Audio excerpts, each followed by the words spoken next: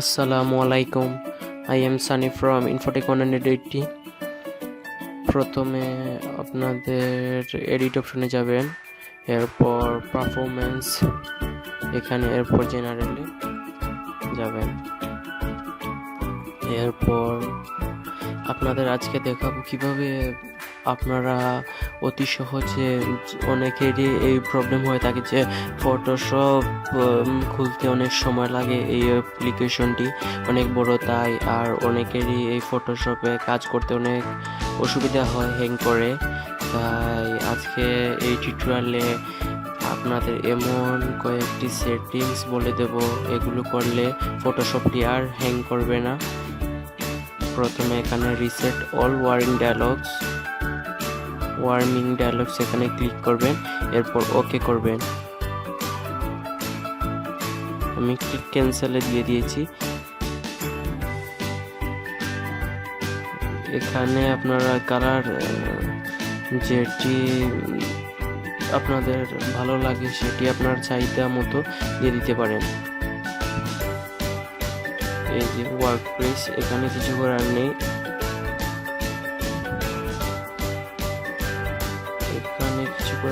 আমি আবার এখানে আপনারা একটি কথা বলে নিই। এখানে আপনাদের এখানে লেখা থাকবে ড্রপ, এখানে আপনারা নান লিখবেন, এখানে আবার নান ব্ল্যাকে ঠিক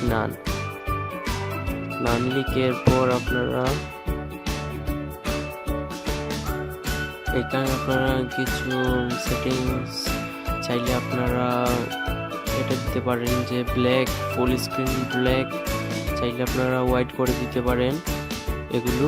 এরপর ওয়ার্কপ্লেস, এখানে কিছু করার নেই, এখানে কিছু করার নেই, এক্সপার্ট, এখানে কিছু করার নেই। এই যে পারফরম্যান্স, এখানে কিছু করার আছে, এই যে দেখতে পাচ্ছেন। এখানে আপনারা ফটোশপ ইউজ, এখানে আপনারা এমবিগুলো কমিয়ে দিবেন। আমার এখানে 70%, আমি এখানে কমিয়ে দিচ্ছি আরো।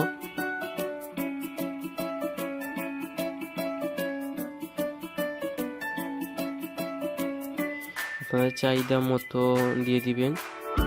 এরপর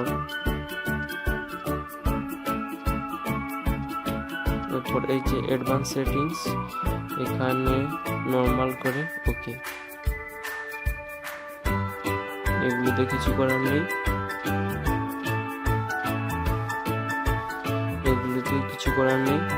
এই যে প্লাগইন, এখানে কিছু করার নেই, কিছু করার নেই।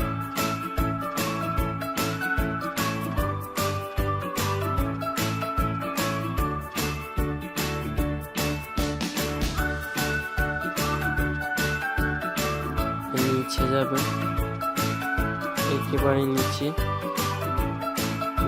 গিয়ে এখানে এই মার্কগুলোকে আনমার্ক করে ওকে করবেন, এরপর রিস্টার্ট করলেই হবে।